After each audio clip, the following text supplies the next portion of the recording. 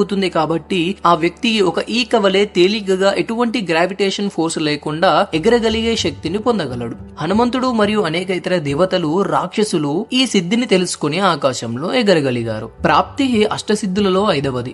ప్రాప్తి సిద్ధి మునుపటి సిద్ధుల కంటే గణనీయంగా భిన్నంగా ఉంటుంది.